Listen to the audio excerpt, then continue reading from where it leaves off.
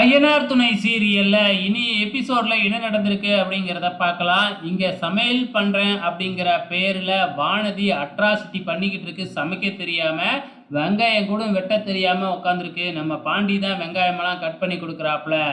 அதுக்கப்புறம் அரிசி என்ன இந்த அரிசி தான் இருக்கு, நான் வந்து பாஸ்மதி ரைஸுக்கு தானே அளவு எடுத்திருக்கேன், அப்படி இப்படிலாம் சொல்லிக்கிட்டு இருக்கிறாங்க. எந்த அரிசியா இருந்தா என்ன, இந்த அரிசிக்கு ஒரு 1/2 டம்ளர் தண்ணியை கம்மியா ஊற்றினா போதும் அப்படின்னு பாண்டி தான் சொல்லி கொடுத்துக்கிட்டு இருக்கிறாப்புல. இங்க நம்ம சேரன், சோழன், நிலா இவங்க 3 பேருமே வந்து பீகாருக்கு போயிடுறாங்க. அங்க போயிட்டு ஒரு காரை எடுத்துக்கிட்டு வந்து பார்த்தீங்கன்னா, நம்ம சந்தாவோட ஊர் அட்ரஸை கேட்டு கேட்டு அப்படியே ஒரு பக்கம் போய்கிட்டே இருக்கிறாங்க. நம்ம சேரன் வேறையா ரொம்ப கவலையில் இருக்கிறாப்புல.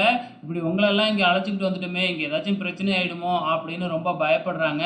ஆனால் நம்ம சோழனும் நிலாவும் தான் சேரனுக்கு ஆறுதல் சொல்லிக்கிட்டு இருக்கிறாங்க. அதே நேரத்தில் இந்த பக்கம் வானதி சமைக்கிறத தான் காமிக்கிறாங்க.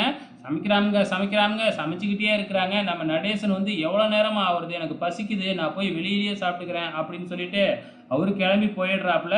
நம்ம பல்லவன் என்ன, எனக்கு ஒரு 100 ரூபா கொடுங்க, நானும் வெளியில் போய் சாப்பிட்டுறேன் அப்படின்னு சொல்லி கெஞ்சிக்கிட்டு இருக்கிறாப்புல. ஆனால் பாண்டி இருந்துக்கிட்டு, ஏய் 1000 ரூபாய்க்கு ஜாமான் வாங்கி கொடுத்துருக்கேன், வெளியிலலாம் போய் சாப்பிடக்கூடாது, இங்கே தான் சாப்பிட்ணும் அப்படின்னு வலுக்கட்டாயமாக நம்ம பல்லவனையும் உட்கார வச்சிருக்கிறாப்புல.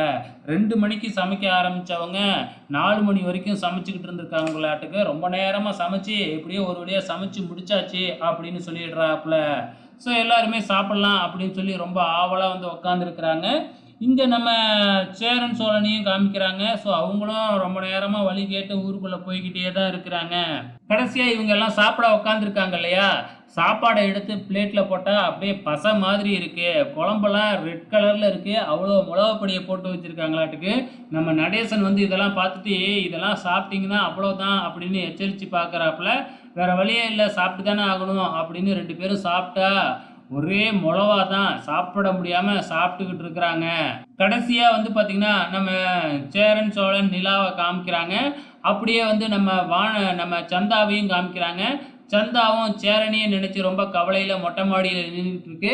நம்ம சேரனும் சந்தாவை நினச்சிக்கிட்டே போய்கிட்டு இருக்கிறதோட அப்படியே இன்னைக்கு முடிச்சிருக்கிறாங்க. வெயிட் பண்ணி பார்க்கலாம் அப்கமிங்கில் என்ன நடக்க போகுதுன்னு.